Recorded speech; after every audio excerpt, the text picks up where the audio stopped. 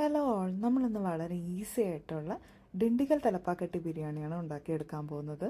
അതിനായിട്ട് ഒരു പാൻ അടുപ്പത്ത് വെച്ചതിന് ശേഷം നമുക്കതിലേക്ക് നെയ്യും എണ്ണയും ചേർത്ത് കൊടുക്കാം. ഇനി അതിലേക്ക് സവാള ഇട്ടതിന് ശേഷം നന്നായി വഴറ്റിയെടുക്കാം. അങ്ങനെ സവാള നന്നായി വഴണ്ട് വന്നതിന് ശേഷം പുതിന, മല്ലി, ഇഞ്ചി, വെളുത്തുള്ളി, പച്ചമുളക്, ചെറിയ ഉള്ളി എന്നിവ ചേർത്ത് അരച്ചെടുത്ത ഈ മിശ്രിതം നമുക്കിതിലേക്ക് ചേർത്ത് കൊടുക്കാം. ഇനി അത് നന്നായി പച്ചമണം മാറും വരെ ഇളക്കി കൊടുക്കാം.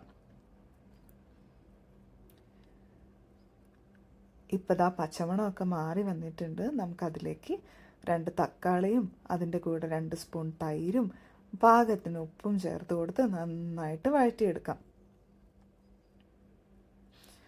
എന്നിട്ടൊന്ന് അടച്ചു വെച്ച് വേവിച്ച് കഴിയുമ്പോഴത്തേക്കും തക്കാളിയൊക്കെ നന്നായി വെന്തുടഞ്ഞ് വന്നിട്ടുണ്ടാവും. ഇനി നമുക്കതിലേക്ക് ആവശ്യത്തിനുള്ള ഗരം മസാലയും മുളക് പൊടിയും ചേർത്ത് കൊടുക്കാം.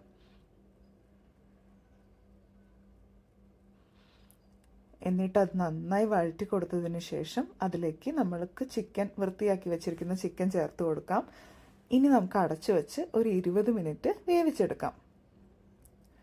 ചിക്കനൊക്കെ നന്നായി വെന്തിട്ട് വന്നിട്ടുണ്ട്. നമുക്കതിലേക്ക് മല്ലിയിലയും പിന്നെ ഒരു പകുതി ചെറുനാരങ്ങയുടെ നീരും ചേർത്ത് കൊടുത്തതിന് ശേഷം നമ്മൾ 30 മിനിറ്റ് കുതിർത്ത് വെച്ച് അരി ചേർത്ത് കൊടുക്കാം. ഇനി നന്നായി ഒന്ന് ഇളക്കി കൊടുക്കുക. ചിക്കൻ താഴെയും അരി മുകളിലും വരുന്ന രീതിയിൽ വെച്ച് കൊടുക്കുക. 20 മിനിറ്റ് കഴിയുമ്പോൾ അടിപൊളി ബിരിയാണി റെഡി.